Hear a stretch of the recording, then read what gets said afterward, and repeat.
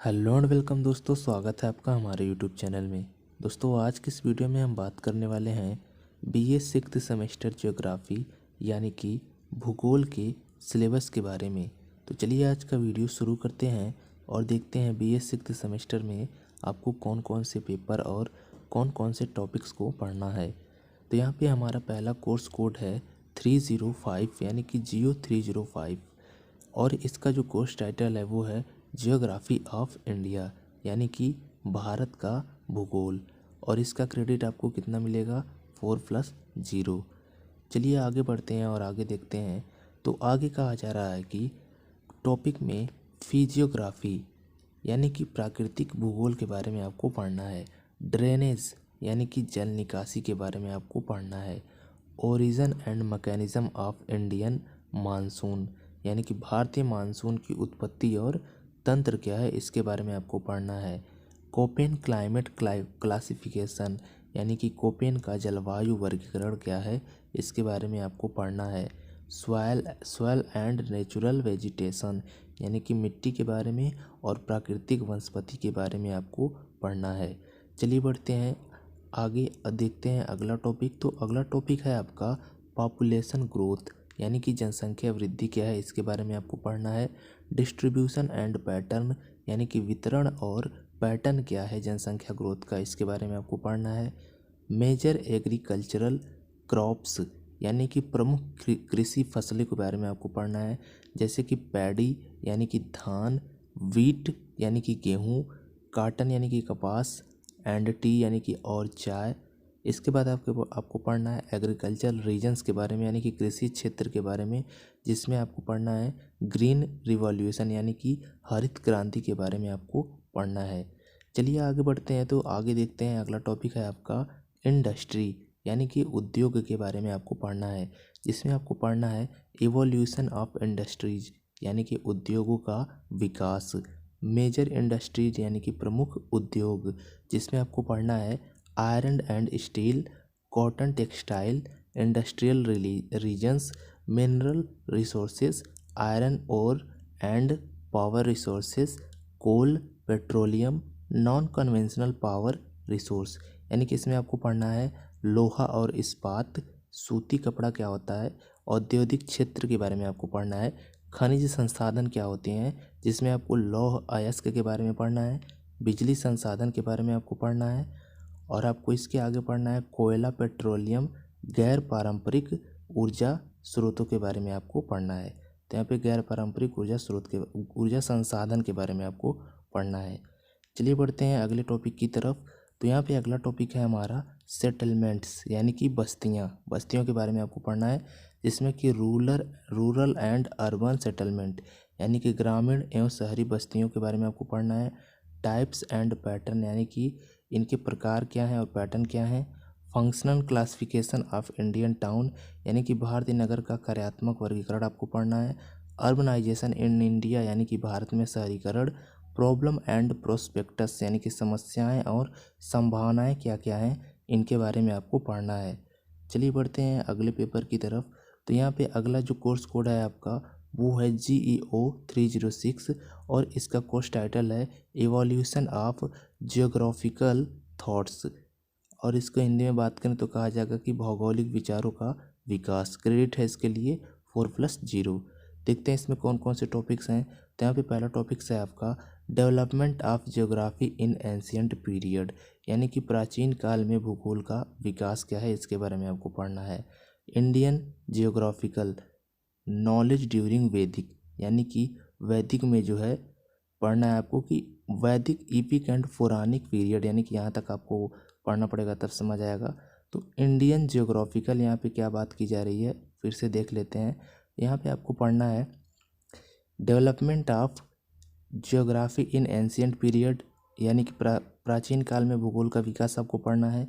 Indian geographical knowledge during वैदिक EPIC and पौराणिक period यानी कि वैदिक महाकाव्य और पौराणिक काल के दौरान जो है भारतीय भौगोलिक ज्ञान को आपको पढ़ना है।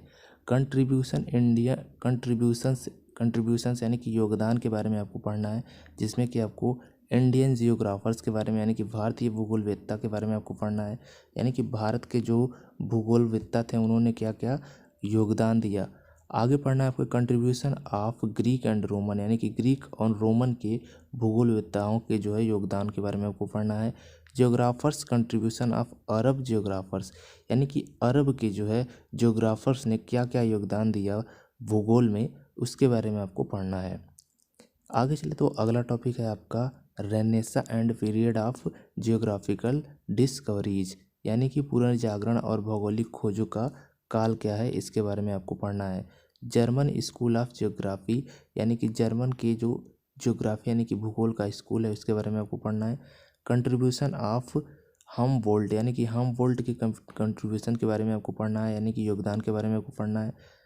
के रेटिजर, इसी के साथ के रेटिजर का भी योगदान, एफ रेडजेल के योगदान के बारे में आपको पढ़ना है।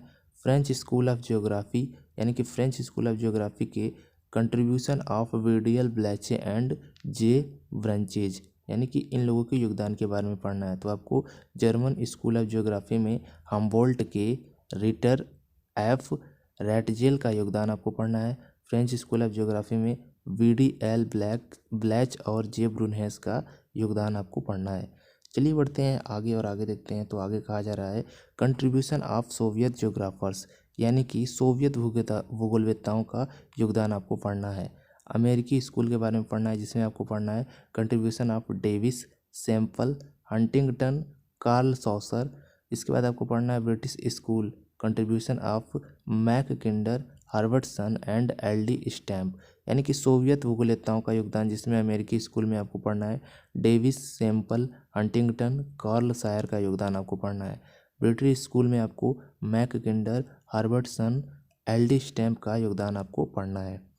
आगे चले तो आगे आपका nature and scope of geography, dualism in geography, recent trend of geography, progress of geography of India, यानी कि भूगोल की प्रकृति और क्षेत्र के बारे में आपको पढ़ना है। भूगोल में दैत्ववाद क्या होता है, इसके बारे में आपको पढ़ना है। भूगोल की नवीनतम प्रवृत्तियाँ क्या है, इसके बारे में आपको पढ़ना है। भारत के भूगोल की प्रगति के बारे में आपको पढ़ना है कि भारत में भूगोल की प्रगति किस प्रकार से हो रही है। आगे चले तो अगला कोर्स कोड है आपका GEO 307, इसमें आपको पढ़ना है रिमोट सेंसिंग एंड GIS, और इसका क्रेडिट आपको कितना है मिलेगा 0+2। इसके पहले टॉपिक की बात करें यानी कि पहले यूनिट की, तो यहाँ पे आपको कहा जा रहा है कॉन्सेप्ट ऑफ एरियल फोटोग्रामेट्री, यानी कि हवाई फोटोग्रामेट्री की अवधारणाओं के बारे में आपको पढ़ना है। Introduction to element of photographic system, यानी कि फोटोग्राफिक प्रणाली के तत्वों का परिचय आपको पढ़ना है। Scale, concept of relief displacement, image parallax, orthophoto, यानी कि स्केल, राहत विस्थापन की अवधारणा क्या है, इसके बारे में आपको पढ़ना है। छवि लंबन, आर्थोफोटो क्या होता है, इसके बारे में आपको पढ़ना है। आगे चले तो अगला है आपका इंट्रोडक्शन ऑफ GIS, यानी कि GIS का प्रकार आपको पढ़ना है, यानी कि परिचय पढ़ना है। डेटा टाइप्स, यानी कि डेटा के प्रकार इसमें क्या हैं।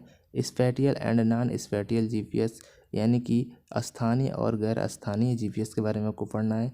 फंडामेंटल्स, यानी कि बुनियाद। टाइप्स एंड यूजेस, यानी कि टाइप्स एंड यूज, यानी कि प्रकार और उपयोग, यानी कि बुनियादी बातें, और बुनियादी बातें में आपको क्या उनके टाइप्स और उनके प्रकार के बारे में आपको पढ़ना है।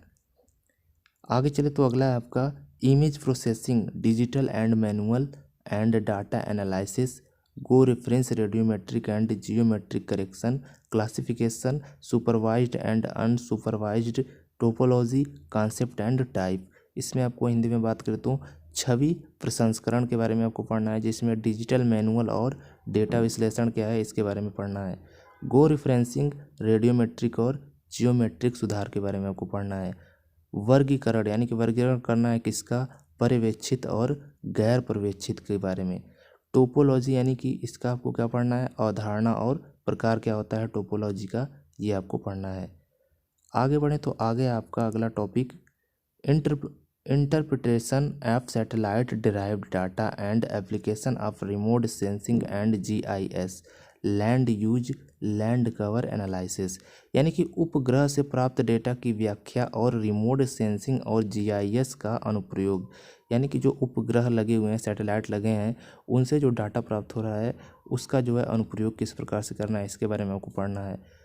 भूमि उपयोग यानी कि लैंड यूज़, भूमि कवर विश्लेषण यानी कि भूमि को जो है कवर करने का विश्लेषण के बारे में आपको पढ़ना है। तो इस प्रकार से ये भी होता है ख़त्म। आगे बढ़ते हैं तो अगला जो आपका टॉपिक है उसमें आपको क्या करना है, तो यहाँ पे दिया गया है कि अगले टॉपिक में आपको कोर्स कोड में GEO308 इसका कोर्स कोड है और इसमें आपको क्या करना है, प्रोजेक्ट रिपोर्ट तैयार करना है, यानी कि प्रोजेक्ट बनाना है।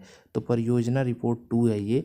BA 5th सेमेस्टर में आप लोगों को प्रोजेक्ट रिपोर्ट 1 बनाना था, इसमें आपको बनाना है प्रोजेक्ट रिपोर्ट 2 और इसके लिए आपको जो है क्रेडिट जो है 0+3 दिया गया है, यानी कि आपको 3 क्रेडिट मिलेगा। इसमें अब बात करें तो इसमें दिया गया है कि project report shall be on socio economic survey as per the study area, यानी कि परियोजना जो है रिपोर्ट अध्ययन क्षेत्र के अनुसार जो है सामाजिक आर्थिक सर्वेक्षण पर होगी। यानी कि जो भी परियोजना आपको बनाना है वो सामाजिक आर्थिक सर्वेक्षण पर जो है बनाना है। तो इस प्रकार से जो है BA 6th सेमेस्टर ज्योग्राफी का सिलेबस होता है ख़त्म। इतनी ही चीज़ें आपको पढ़नी है। तो मिलते हैं आपसे नेक्स्ट वीडियो में, तब तक के लिए आपका वीडियो देखने के लिए धन्यवाद।